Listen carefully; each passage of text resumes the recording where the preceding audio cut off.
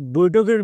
মূল বিষয়বস্তু নিয়ে ইউরোপের শীর্ষ নেতাদের সাথে ট্রাম্প কথোপকথন করেছেন এবং সেইখানে তিনি যে কথা বলেছেন যে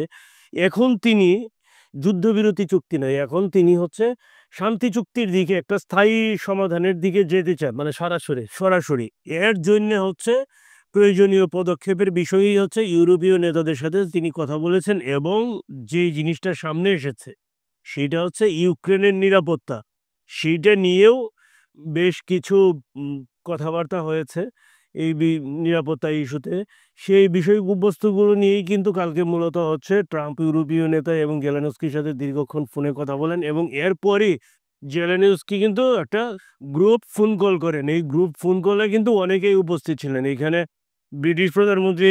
কিয়ার স্টারমার থেকে শুরু করে, হ্যাঁ, ফ্রান্সের প্রেসিডেন্ট ছিল ইমানুয়েল ম্যাক্রো, জার্মান চ্যান্সেলর ছিল ফ্রিডরিখ মেটসে, পোল্যান্ডের প্রেসিডেন্ট ছিল